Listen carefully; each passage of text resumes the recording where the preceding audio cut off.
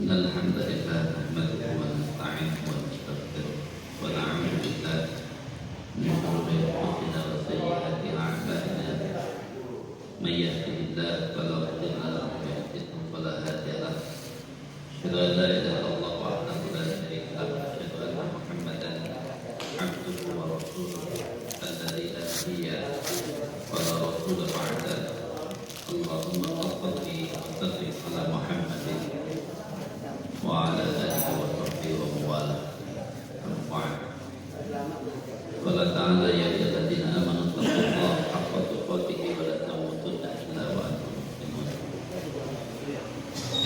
Teman sekalian rahimakumullah, pertama kita bersyukur pada Allah Subhanahu wa taala. Salawat dan salam dan tercurah pada Rasulullah sallallahu alaihi wasallam. Dalam Al-Quran di ayat yang sangat jelas.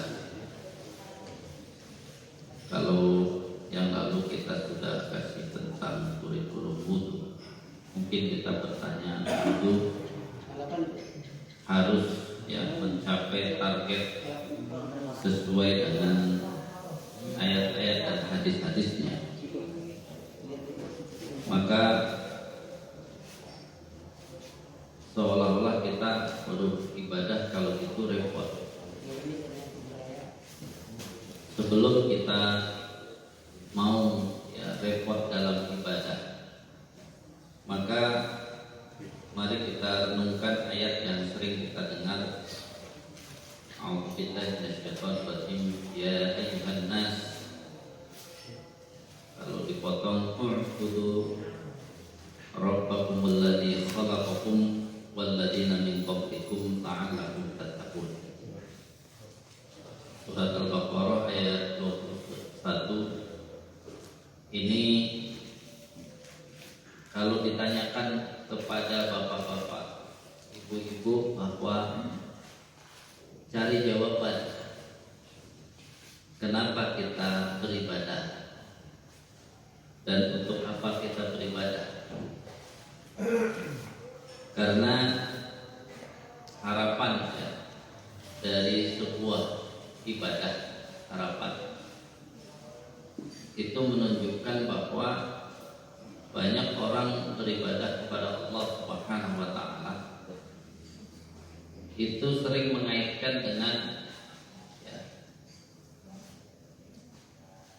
kehidupannya susah, ingin senang, maka dia beribadah. Atau kurang bahagia, maka dia beribadah. Padahal ayat ini menunjukkan bahwa sebuah ibadah itu hubungannya langsung bukan dengan hidupnya susah, sakit-sakitan, kaya, miskin, tidak ada hubungan dengan itu. Tapi lihatlah bahwa ketika Allah memerintahkan ibadah itu, ayat yang terkenal adalah surat Az-Zariyat ayat 56, surat 51 ayat 56. Wa ma khalaqatul jinna wal insa illa liya'budun, menunjukkan hubungan langsung ibadah itu dengan penciptaan.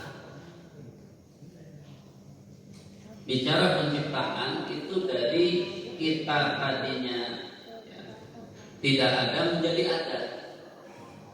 Bahasa orang sekarang sebenarnya beribadah itu menunjukkan eksistensi di hadapan Allah. Eksistensi siapa? Maka di sini ya ayyuhan nas, wahai manusia. Jadi panggilan yang pertama ini, wahai manusia, bagian dari wa ma khalaqtul jinna wal insa. Kita memikirkan al-insa, manusia. Di sini disebut ya ayyuhan nas, wahai manusia. Seolah-olah Allah mengatakan kamu manusia atau bukan. Kalau manusia beribadah, kecuali ada orang mungkin menganggap dirinya bukan manusia, maka dia tidak akan mau berjuang untuk beribadah. Jadi ibadah itu hanya untuk menegaskan seorang hamba merasa dia diciptakan oleh Allah. Kemudian ya, ini jelas ditegaskan alladzi khalaqakum. Alasan disuruh ibadah karena Allah telah menciptakan kalian. Jadi berderetnya prestasi, mungkin dia punya penghargaan sebanyak-banyaknya, berderetnya titelnya, sekian banyak titelnya, berderetnya ya penghargaan di hadapan manusia, dia tidak mau beribadah di hadapan Allah, dianggap tidak ada, Pak. Itu harus mulai kita dorong. Kenapa saya sholat ini? Karena saya merasa keberadaan saya itu diciptakan oleh Allah. Maka dua sisi tadi, kalau ada orang tidak mau beribadah, tidak mau melaksanakan perintah Allah, tidak mau menjauhi larangan Allah, pertama mungkin tanya, mungkin dia merasa bukan manusia.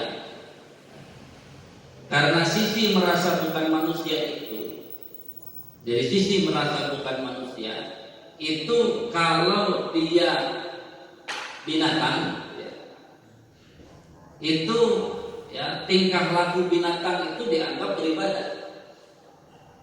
Tapi kalau manusia bertingkah laku seperti binatang, kan tidak disebut ibadah, karena aslinya dia manusia.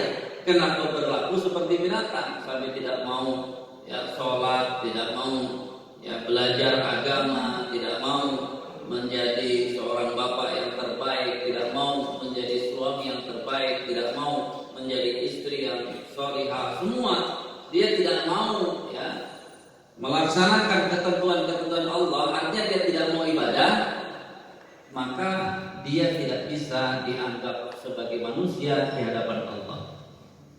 Makanya panggilannya ilan nas itu benar-benar untuk pembuktian. Mulai sekarang jangan hubungkan saya ibadah ini kan karena saya susah. Jadi kalau bapak nggak susah nanti nggak ibadah. Ya karena saya masih miskin, saya ibadah terus bangun malam. Ya karena saya belum punya kerjaan, saya minta terus sama Allah biar dikasih kerjaan. Nanti kalau udah dikasih kerjaan nggak ibadah. Itu kesalahan selama ini yang dimiliki oleh kita, menghubungkan ibadah dengan nasib kehidupan. Padahal di sini Allah menegaskan dua sisi. Yang pertama, tunjukkan dirimu sebagai manusia. Kalau kamu manusia, beribadahlah. Yang kedua, kamu mengaku bahwa diciptakan oleh Allah, beribadahlah. Dua sisi yang tidak ada hubungan. Mau kita miskin harus ibadah, kalau nanti kita kaya kita ibadah.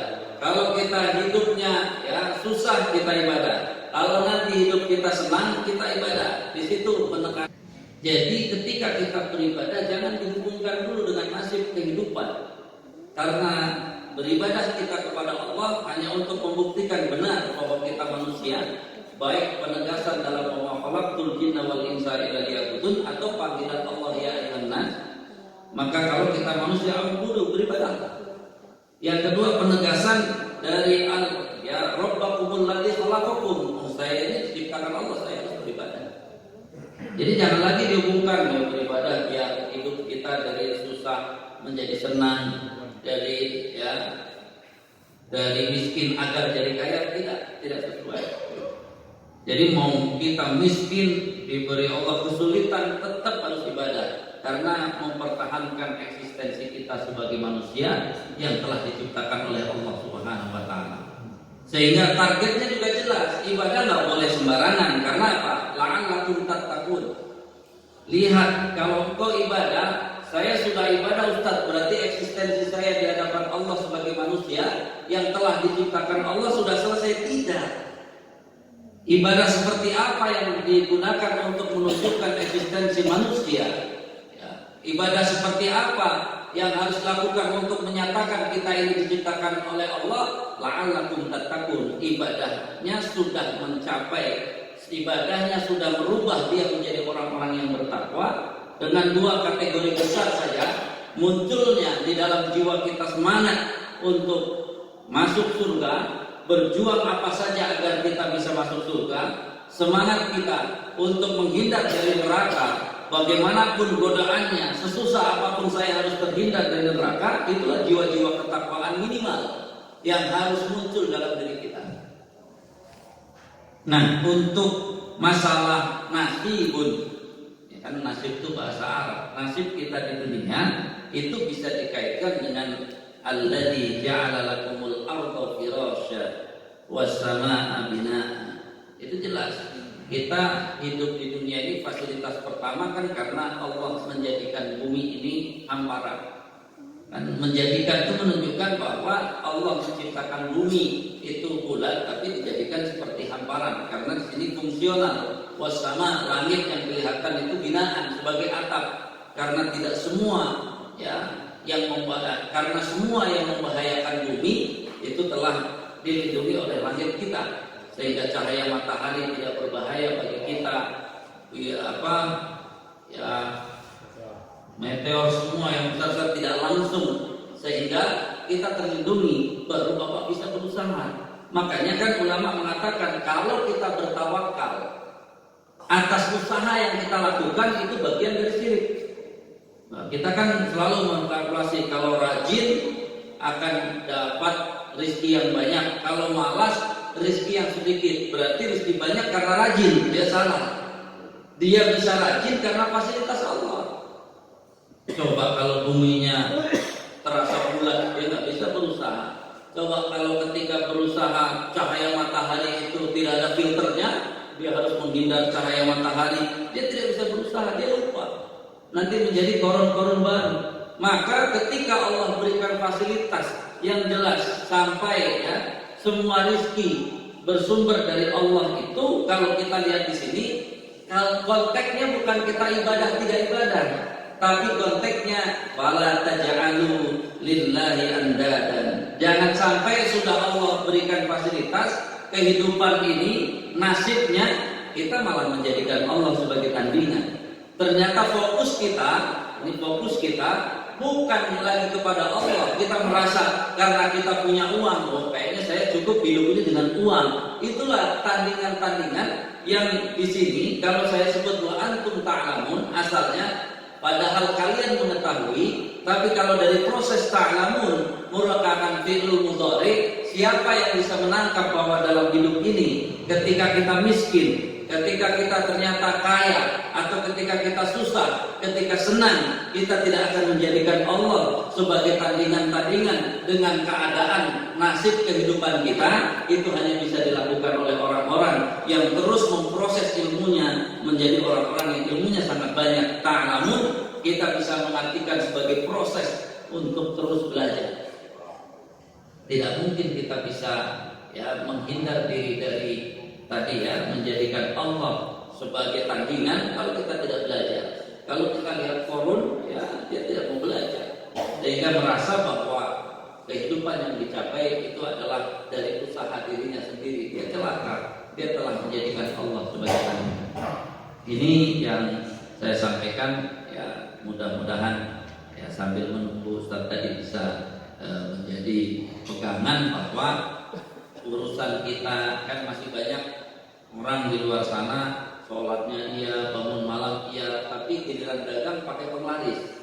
Itu kan satu sisi lihat, dia sudah ibadah tapi lupa, seolah-olah setelah ibadah aman semuanya. Padahal begitu urusan nasib kehidupan, kenapa dia menjadikan Allah sebagai tandingan? Kenapa dia mensekutukan Allah di situ? Menunjukkan apa? Dia tidak belajar lagi. Seolah-olah kalau sudah sholat, sudah ibadah, sudah menunjukkan eksistensi kepada Allah, sudah selesai. Padahal ketika nasib kehidupannya tidak baik, dia telah menjadikan Allah tandingan. Di sini makanya ujungnya nanti ketika kita membahas wa in kuntum fi raibin mimma nazzalna ala abdina, di sini kan bicara tentang Al-Qur'an, seberapa kehidupan kita sesuai dengan Al-Qur'an, berarti kita tidak ragu dengan Al-Qur'an. Tapi kalau kita banyak tidak sesuainya, bisa dianggap kita sebenarnya ragu dengan Al-Quran, karena kita ingin menjadikan tandingan-tandingan dari Al-Quran dalam hidup ini. Kita nyari solusi selain dari Al-Quran, yang tentu bahasa Al-Quran itu menunjukkan seluruh sumber agama, baik hadis ataupun ijma ataupun qiyas, seluruhnya adalah sumber-sumber agama yang harus kita pahami. Ini insya Allah nanti pada kesempatan lainnya kita bisa lanjutkan, bahwa mulai sekarang lihat kalau urusan nasib dengan kehidupan, apakah kita susah senang urusannya, kira-kira dengan nasib kehidupan kita menyekutukan Allah atau tidak. Tapi di situ tidak bisa menjadi alasan untuk beribadah. Ibadah kita alasannya karena kita manusia dan karena kita diciptakan oleh Allah Subhanahu wa taala. Adallahu wa iyyakum ajmain. Kurang lebihnya mohon maaf. Assalamualaikum warahmatullahi wabarakatuh.